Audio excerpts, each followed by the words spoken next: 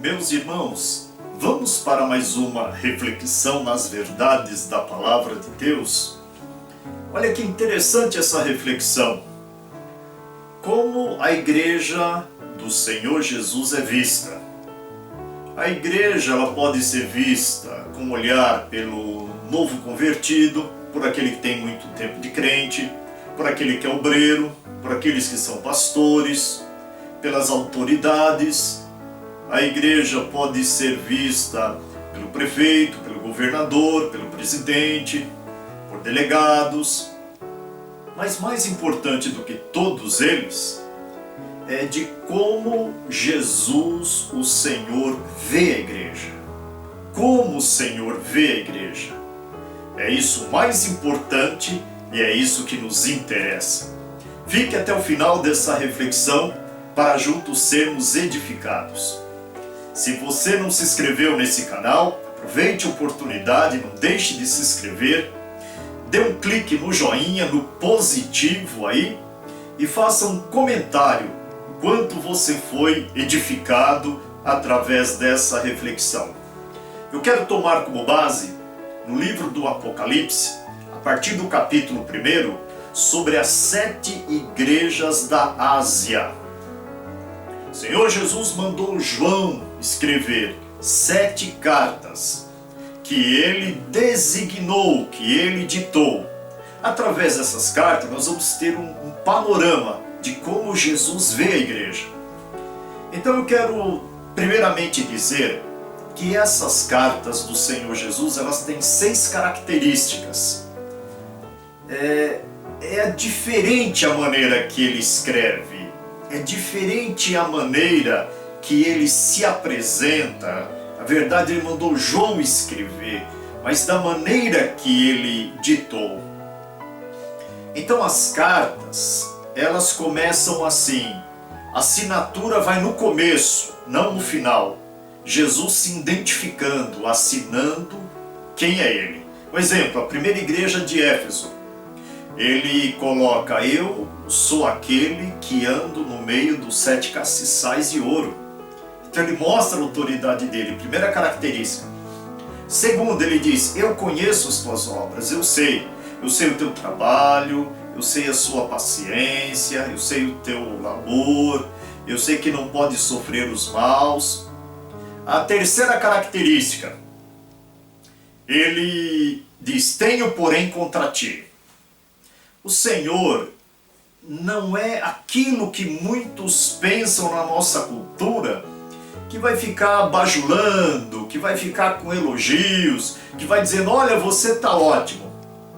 Não, ele fala que conhece o trabalho de cada um de nós, mas ele é bem claro em dizer: tenho porém contra ti coisas que não estão me agradando.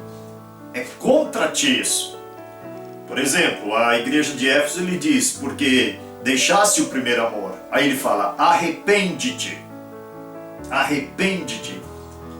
Não podemos esquecer que Apocalipse 3:19, a igreja de Laodiceia, o Senhor Jesus diz: eu castigo e repreendo a todos quanto amo. Sê, pois, zeloso e arrepende-te. Então, todos das 7 igrejas ele vai chamar para o arrependimento. Quarta característica, o Senhor faz ameaças. Mas como? Jesus, que é amor, faz ameaças? É verdade, meus irmãos. É a maneira do Senhor tratar, e ele trata isso com todo amor, mas ele faz ameaças, dizendo: se não te arrependeres, tirarei do seu lugar o seu castiçal. Vai tirar a lâmpada, vai tirar a luz, vai tirar a graça, vai tirar a glória. Tirarei do seu lugar o seu castiçal. E o penúltimo é: quem tem ouvidos para ouvir, que ouça. Não é só os ouvidos que temos como apoio às orelhas. Não. O Senhor está dizendo dos ouvidos espirituais. Dos ouvidos para ouvir a voz do Espírito. Ouvir o que Ele está falando. O que não é obra de carne e de sangue, mas é o Espírito de Deus tratando. E depois ele fala, ao que vencer, herdará todas as coisas, ao que vencer, não sofrerá o dano da segunda morte, ao que vencer, de maneira nenhuma arriscarei o seu nome do livro da vida. Aí são as promessas ao que vencer. Então as promessas também não são para todos. Não, mas Deus é amor, a promessa é para todos, a promessa é para aquele que vencer. Então vamos fazer aqui uma ministração mais textual do que comentada. Nós temos então a igreja de Éfeso, que eu já me referi, mas a segunda igreja que o Senhor envia, manda João escrever a carta, é a igreja de Esmirna. Então veja bem, na igreja de Esmirna, olha como o Senhor Jesus vê. Preste atenção nisso, para entender o discernimento do Senhor, como o Senhor olha. Ele está como que assinando. Quem está dizendo isso é o primeiro e último que foi morto e reviveu. Então ele fala à igreja de Esmirna: eu sei as tuas obras, a tua tribulação, a tua pobreza, mas tu és rico. Irmãos, estão percebendo como a nossa concepção, a nossa percepção é uma e a do Senhor muitas vezes é outra? Ele conhece a pobreza dos irmãos de Esmirna. Ele diz, conheço a tua pobreza, mas eu, Senhor, estou dizendo, tu és rico. Rico por quê? Rico porque tem paz, rico porque tem perdão, rico porque tem o Espírito Santo, rico porque tem graça, rico porque tem o nome escrito no livro da vida. E se o Senhor diz que é rico mesmo sem dinheiro nenhum para nada, é porque é rico realmente. Então essa igreja de Esmirna, o Senhor fala para não temer, porque o diabo vai lançar alguns na prisão. Terão uma tribulação de 10 dias. Na nossa cultura de hoje a gente fica pensando, e o livramento? E o livramento que o Senhor vai dar? Ele não fala de livramento aqui. Ele fala, ser fiel até a morte, dar-te-ei a coroa da vida. O Senhor chama para ter uma fé viva, para não negar que a tribulação viria, o diabo fez uma cilada, mas o Senhor não está dizendo de livramento, para sermos fiéis a Ele. E depois ele diz, quem tem ouvidos, ouça o Senhor falando, ouça. Venha discernir, entender o Espírito de Deus falando, e quem vencer não receberá o dano da segunda morte. Nós temos a igreja de Pérgamo. A igreja de Pérgamo, o Senhor se apresenta assinando no começo da carta que é aquele que tem a espada afiada de 2 gumes. E ele fala que conhece as obras dos irmãos e sabe que onde eles habitam é o trono de Satanás. E que Antipas, um fiel servo do Senhor, ele foi ali morto, aonde Satanás habita. Agora olha que interessante o versículo 14 dessa carta à igreja de Pérgamo. Ele diz, mas umas poucas coisas tenho contra ti, porque tens aí os que seguem a doutrina de Balaão, o qual ensinava Balaque a lançar tropeço diante dos filhos de Israel, para que comessem sacrifícios da idolatria e se prostituíssem.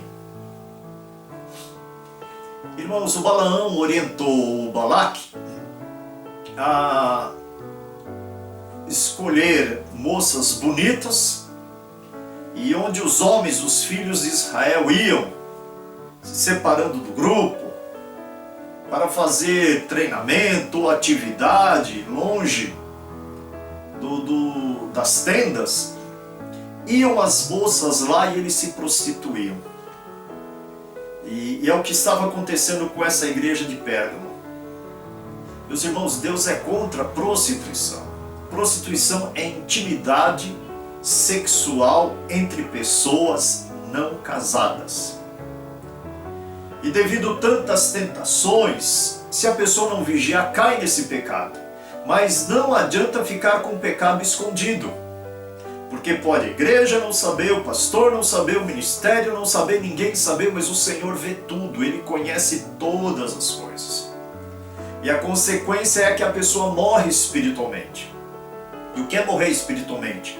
Não consegue sentir a presença de Deus, não consegue ter a alegria do céu, não consegue louvar, não tem forças para orar, a pessoa morre espiritualmente.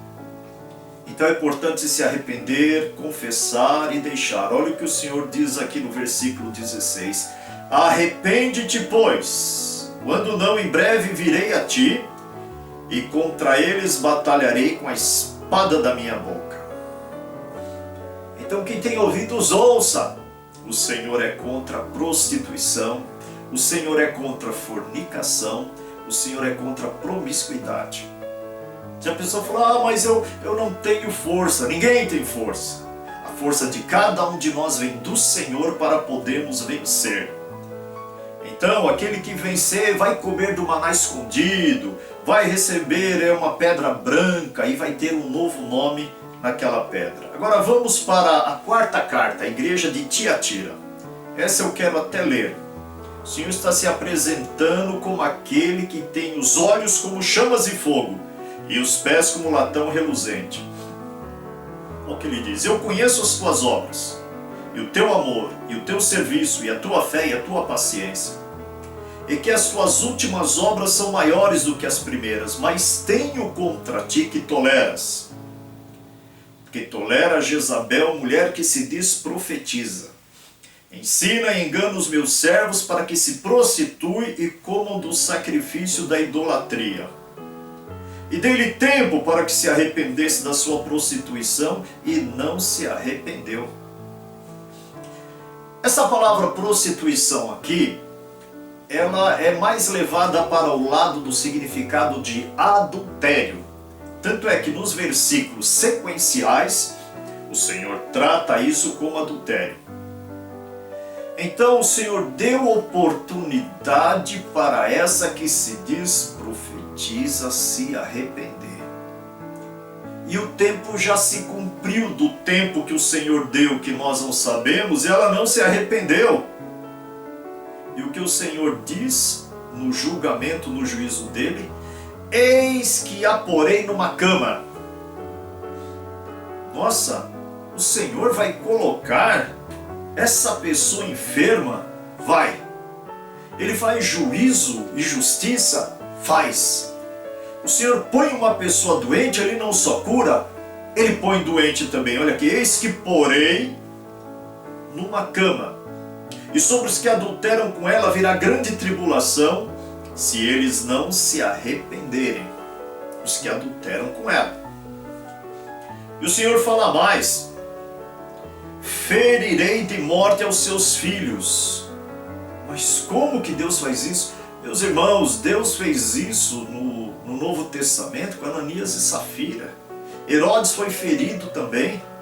O Senhor sabe como Ele trata, como Ele trabalha. Ele está dizendo: matarei os seus filhos. Ou pode dizer também, pode ter o sentido aqui, os seus seguidores. E o Senhor continua dizendo: e todas as igrejas saberão que eu sou aquele que sonda as mentes e os corações. O Senhor faz obras que toda a região fica sabendo que foi Ele que fez tal obra. O nome dele é engrandecido, o nome dele é glorificado. O nome do Senhor é engrandecido abrindo o mar vermelho para os filhos de Israel passar, mas é engrandecido matando o faraó com todo o seu exército. Por isso que este nome é poderoso. E o Senhor conclui dizendo: e darei a cada um de vós segundo as vossas obras. Não, Deus perdoa. Não, que o Senhor retribua a mim pela sua misericórdia, porque eu não sou digno de nada. E darei a cada um de vós segundo as suas obras. Então é conforme as nossas obras. O Senhor é justo também. Ele é bom, Ele é perdoador, Ele é misericordioso, mas Ele tem uma maneira de olhar, de ver, de medir. E Ele dá a cada um segundo segundo os seus feitos. Aí ele diz: mas eu vos digo a vós e os restantes que estão em Tiatira, a todos quanto não têm essa doutrina e não conheceram, como diz, as profundezas de Satanás, que outra carga não vos porei. O Senhor coloca a carga. Não, eu quero servir ao Senhor sem carga nenhuma. Jesus disse: vinde a mim, tomai sobre vós o meu jugo. O jugo do Senhor é suave, o fardo é leve, mas tem fardo e tem jugo, tem carga sim. O Senhor está vendo a luta da igreja e diz: sobre vós eu não colocarei outra carga. O que vocês estão passando já está no limite. Agora aqui ele está se referindo aos adúlteros. Irmãos, o adultério é relacionamento íntimo entre pessoas casadas. As pessoas casadas precisam ter relacionamento íntimo com o seu par, com o seu cônjuge. Não um marido se relacionar com uma outra mulher e nem uma mulher se relacionar com outro marido. Agora, eu vou ler com vocês aqui 1 Coríntios, capítulo 7, porque perguntaram isso para o apóstolo Paulo. Escreveram para Paulo perguntando sobre a relação íntima do casal. E olha o que ele respondeu, 1 Coríntios 7, do 1 ao 5. Ora, quanto às coisas que me escreveste, bom seria se o homem não tivesse relação sexual. Mas por causa da prostituição, cada um tem a sua própria mulher e cada uma tem o seu próprio marido. O marido pague a mulher a devida benevolência, e da mesma sorte a mulher ao marido. Então o casamento, essa concepção de Paulo, é uma dívida. E como que se paga? Se paga com o ato sexual, com a intimidade. Este é o pagamento contínuo do casamento. Este é o pagamento número 1. Não pode se ausentar disso. E Paulo diz na sequência: a mulher não tem poder sobre o seu próprio corpo, mas tem no marido. E também, da mesma maneira, o marido não tem poder sobre o seu próprio corpo, mas tem numa mulher. Mas vós desfraudais, mas não vos desfraudais um ao outro, senão por consentimento mútuo, por algum tempo, para vos aplicardes à oração, e depois ajuntai-vos outra vez, para que Satanás vos não tente pela vossa incontinência. Consenso existe se for diminuir de ter intimidade sexual. Consenso pode haver entre os casais se por um motivo de doença, de cirurgia, de qualquer coisa, de gestação, ficar um período curto sem intimidade. Mas Paulo diz, depois se juntem de novo. Se juntem de novo. Se for por causa de oração, de consagração, mas se juntem de novo, para que Satanás não vos tente na vossa incontinência. Então a lascívia, quando ela vem bater as portas do coração, ela é vencida através do relacionamento dos casais. Vamos voltar para o Apocalipse. Então vamos aqui para a próxima igreja, a quinta, Sardes. Vamos ler o que o Senhor diz. Ele está dizendo aqui, quem está assinando essa carta é aquele que tem os 7 Espíritos de Deus. Mas ele diz: eu sei as tuas obras, que tens o nome de que vives, está morto. O que é uma pessoa morta? A pessoa morta, ela não anda, ela não fala, ela não apalpa, ela não pensa, ela não sente, ela não vibra, ela não participa, ela não se alimenta, ela está morta. Agora, isso que o Senhor está dizendo aqui, essa igreja, é espiritualmente. Essa pessoa está morta. E diz: ser vigilante, e confirma o restante que estavam para morrer, porque não achei as tuas obras perfeitas diante de Deus. O Senhor é um aferidor das nossas obras. Ele faz inspeção de qualidade. Ele vai medir as nossas obras. Então, quando fizermos algo para Deus, não é de qualquer maneira. É Jesus que vai conferir, Ele vai aferir as nossas obras. E Ele está dizendo à igreja de Sardes: sabe as tuas obras? Eu não achei elas perfeitas diante de Deus. Ele está reprovando. E a minha e a sua? Como será que está? E Ele diz: lembra-te, pois, do que tens recebido e ouvido, e guarda-o e arrepende-te. Olha o arrependimento aqui. Se não vigiares, virei sobre ti como um ladrão, e não saberás a que hora sobre ti virei. Olha só, olha o poder desta palavra. O Senhor virá no momento em que aquela pessoa não espera, porque não foi fiel da maneira que ele esperava. Mas continua aqui o versículo 5. O 4. Mas também tem alguns em Sardes, algumas pessoas que não contaminaram as suas vestes e comigo andarão de branco porque são dignas disso. Olha, as pessoas que andam de branco com o Senhor, aí sim. Ao que vencer será vestido de vestes brancas, de maneira nenhuma riscarei o seu nome do livro da vida. E ele termina dizendo: quem tem ouvidos, ouça. Ouça o que está sendo falado, ouça. Sexta é a igreja de Filadélfia. A igreja de Filadélfia não teve repreensão entre as 7 igrejas da Ásia, que hoje em dia é a Turquia. É a igreja que não teve repreensão. O Senhor se apresenta como aquele que abre a porta e ninguém fecha. O Senhor fala para Filadélfia: eis que diante de ti pus uma porta aberta, que ninguém pode fechar. Ele fala dos falsos judeus que não são, que ele vai trazer, e eles vão estar adorando a ele nos pés desses irmãos de Sardes. E saberão que o Senhor ama esses irmãos. E olha a medida que o Senhor trata aqui no versículo 10. Como guardaste a palavra da minha paciência, também eu te guardarei da hora da tentação que há de vir sobre todo mundo para tentar os que habitam na terra. E se eu não guardo a palavra da paciência do Senhor? Então, Ele não tem compromisso de me guardar. Assim como vocês guardaram a minha palavra, eu guardarei vocês. Não, Senhor, mas o Senhor tem que ter misericórdia. Assim como vocês guardaram, eu guardarei vocês. É uma mesma medida. O Senhor é justo, meus irmãos.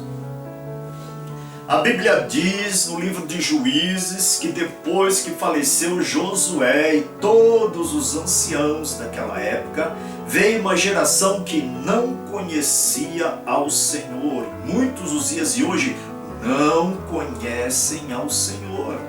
O Senhor é bom, é perdoador, é misericordioso. O Senhor é justiça, o Senhor é vingança. O Senhor é autoridade máxima, emanação de todo poder. Aí ele fala: ao que vencer será coluna no templo do meu Deus, ele nunca sairá, e quem tem ouvidos ouça o que o Espírito diz às igrejas. E a última agora é a igreja de Laodiceia. É a igreja que o Senhor refere-se a crentes mornos. Crente morno é aquele que não serve ao Senhor na sua totalidade. Não está consagrado espírito, alma e corpo ao Senhor. Vem na igreja, participa, mas desfruta das coisas do mundo. Um pouco da igreja, um pouco do mundo, é morno. E o Senhor diz: vomitar-te-ei da minha boca. Muito pesado isso. Agora, mais pesado ainda, é o que o Senhor fala às pessoas que se julgam: estou ganhando bem, não está me faltando nada, estou bem financeiramente, minha vida é feliz, quero desfrutar tudo do bom dessa terra, e não está com a vida espiritual equilibrada. Aí o Senhor diz: como dizes, rico sou, estou enriquecido e de nada tenho falta. E não sabes. Você está pensando uma coisa, falando uma coisa, mas você não sabes que você é um desgraçado e miserável e pobre, cego e nu. Aí o Senhor dá conselho: aconselho que compre de mim ouro provado no fogo. Compre de mim vestes brancas para que te viste, escondas a vergonha da tua nudez. E compre de mim colírio para que vejas. É comprar, isso são obras, isso tem que fazer algo de todo o coração para servir o Senhor. E o 19 lhe diz: eu repreendo e castigo a todos quanto amo. Sê, pois, zeloso e arrepende-te. Ele fala: eis que estou à porta e bato. E ele termina dizendo: ao que vencer se sentará comigo no meu trono, como eu venci e me assentei com meu Pai no seu trono. Quem tem ouvidos, ouça o que o Espírito diz às igrejas. Irmãos, que ninguém mude a interpretação desse texto nunca, porque está escrito no Apocalipse capítulo 22, se alguém acrescentar algo nesse texto dessa escritura, as pragas que estão nesse livro virão na vida da pessoa. E se alguém retirar o que está escrito, o Senhor retirará dessa pessoa a parte na árvore da vida e a parte na Nova Jerusalém. Então essa palavra é fiel, é verdadeira, é digna de toda a aceitação. É o Senhor nos corrigindo. É tipo uma mãe que tem a criança que diz para ela: se você fizer isso, você apanha, se você fizer aquilo, você apanha, e se você fizer tal coisa, você também apanha. Mas tem algo certo que a criança pode fazer, que ele não vai apanhar. Então o Senhor chega e diz: se você fizer isso, você vai se dar mal. Se você entrar por esse caminho, você vai se dar mal. Se você fizer isso segundo os seus planos, você vai se dar mal. Mas se você me obedecer, será abençoado. Que possamos viver na obediência do Senhor. Deus abençoe a todos.